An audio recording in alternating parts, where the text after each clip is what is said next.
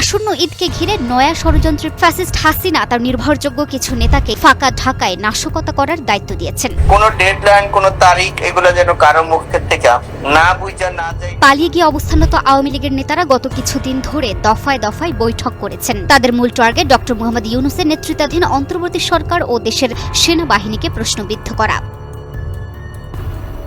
1 লক্ষ মানুষ যদি আমরা একসাথে হই তাহলে সেখানে কোনো শক্তিই এই শক্তিকে দমাইতে পারে না। কয়েকদিন আগেই ভাইরাল হওয়া এক অডিওতে গাজীপুরের সাবেক মেয়র জাহাঙ্গীর আলমকে বলতে শোনা যায়, দলের প্রধানকে কিভাবে দেশে আনা যায় প্রস্তুতি নিন। আমাদের নেতা যিনি প্রধান, তাকে আমাদের দেশে কিভাবে আনা যায়। এটি কয়েকদিন পরই দিল্লি থেকে হাসিনাকে সরানো হয়। হাসিনার এখন অবস্থান কলকাতায়, যেখানে অবস্থান করছেন বেশিরভাগ পলাতক আওয়ামী লীগ নেতারা। দিল্লি থেকে কলকাতায় এসেই তাদের সাথে বাংলাদেশ নিয়ে ষড়যন্ত্রের মিটিং করেছে তিনি। সেই ষড়যন্ত্রের মূল উদ্দেশ্য কি জানেন?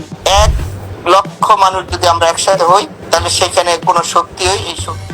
একাধিক নির্ভরযোগ্য সূত্রের খবর, আওয়ামী লীগের নেতাদের সাথে হাসিনা এক গোপন বৈঠকে অংশ নিয়েছিলেন। গত রোববার কলকাতার রাজারহাট নিউটাউন প্লাজায় একটি ইফতার পার্টির আয়োজন করা হয়। সেখানে উপস্থিত ছিলেন শতাধিক নেতাকর্মী, যার মধ্যে অন্যতম আসাদুজ্জামান খান কামাল, শেখ রেহানার ছেলে রেদওয়ান মুজিব সিদ্দিক ববি, বাহাউদ্দিন নাসিম, গাজীপুরের সাবেক মেয়র জাহাঙ্গীর আলম সহ আরো অনেকেই। ইফতার শেষে তারা একটি গোপন বৈঠক করেন বলেও নিশ্চিত করে সেই সূত্র।